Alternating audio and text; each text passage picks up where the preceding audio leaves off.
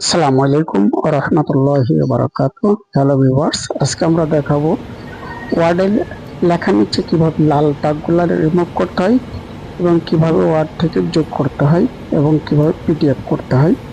তো আমরা প্রথমে দেখতেছি কিভাবে মাইক্রোসফট ওয়ার্ড থেকে আমরা যোগ করব, সেটা আমরা দেখতেছি। আমরা প্রথমে উপরের সংখ্যাগুলো সিলেক্ট করে নেব, নিয়ে যেখানে যোগফল নেব সেখানে কার্সার রাখবো।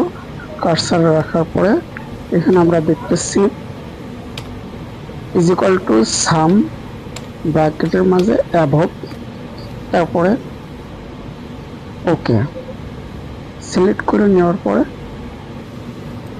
ওকে দিলে আমাদের যোগফলগুলো চলে আসবে। আমরা আরেকটি যোগফল দেখব। আমরা যে ঘরে যোগফল করব সে ঘর, তারপর আমরা লেআউটে ক্লিক করব। লেআউটে ক্লিক করার পরে ফর্মুলাতে ক্লিক করব। ফর্মুলাতে ক্লিক করলে আমাদের সামনে একটা ইন্টারফেস চলে আসবে। ইন্টারফেসটা আমরা দেখতে পাচ্ছি is equal to some above. Some above, যেহেতু আমরা উপরের সংখ্যাগুলো যোগ করতেছি সেজন্য অ্যাবভ এই সংখ্যাগুলো আমরা আবার বলতেছি ইজ ইকুয়াল টু সাম ব্র্যাকেটে অ্যাবভ, মানে আমরা উপরের সংখ্যাগুলো নিচে যোগ করব। আমাদের যোগফল নিচে আমার যোগফল দেখাচ্ছে। এইভাবে আমরা মাইক্রোসফট অফিসে যোগফলগুলো করব। আমরা যোগফলটি রেড কালার দিয়ে হাইলাইট করতেছি যাতে সবার দৃষ্টিকোণ হয়। এরপরে আমরা দেখব লাল দাগগুলা কিভাবে রিমুভ করতে হয়। আমরা প্রথমে ফাইলে ক্লিক করলাম, ফাইলে ক্লিক করে স্ক্রল করে নিচে আসলাম, তারপরে অপশনে ক্লিক করার পরে আমাদের সামনে যে ইন্টারফেস আসছে, ইন্টারফেস থেকে আমরা প্রফিগে ক্লিক করার পরে আমরা নিচে স্ক্রল করে নিচের দিকে যাব। নিচের দিক দেখাচ্ছে hide spelling error in this documents only. এটা আমরা ক্লিক করব। তারপর hide grammar error in this only, এটা আমরা ক্লিক করব। এটা ক্লিক করে আমরা ওকে দিয়ে দেবো। ওকে দিয়ে দেওয়ার পরে আমরা দেখছি আমাদের সামনে যে ওয়ার্ডে লাল দাগগুলো ছিল আর কোনো লাল দাগ এখানে শো করতেছে না। তারপরে আমরা কি করব, এটাকে পিডিএফ করব। তো পিডিএফ করার জন্য আমরা প্রথমে সেভ পেজে চলে যাব। সেভ পেজ থেকে এখানে ব্রাউজার ক্লিক করব। ব্রাউজার থেকে আমরা যে ফাইলটা পিডিএফ করব সেই ফাইলটা নিয়ে আসবো। তারপর আমরা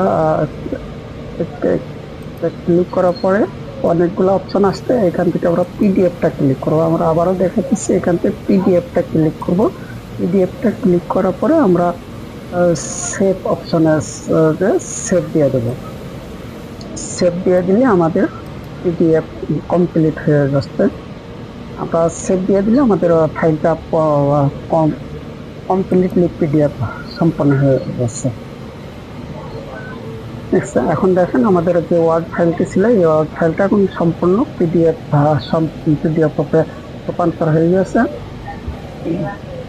আমরা যে ফাইলটি ছিল এটা বড় গার্মেন্ট স্কলার ফাউন্ডেশন পিডিএফ আকারে পরিণত হয়েছে। এখন এই ফাইলটা আমরা কোথাও পাঠাবো, হোক সেটা মেলে, হোক সেটা ফেসবুকে, হোক সেটা হোয়াটসঅ্যাপ বা অন্য কোনো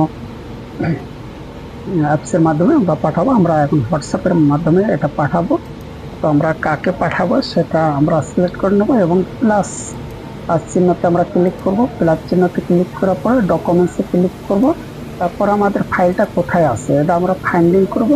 ফাইন্ডিং করার পরে আবারও দেখাচ্ছি আমরা ডকুমেন্টসে প্লাস আইকনে ক্লিক করে ডকুমেন্টসে ক্লিক করে ফাইলটা কোথায় আছে সেটা বের করব এবং সেখান থেকে ফাইলটা আমাদের শো হলে আমরা ওই ফাইলটির উপরে ক্লিক করব এবং ওপেন করব। ওপেন করলে আমাদের এটা চলে আসছে।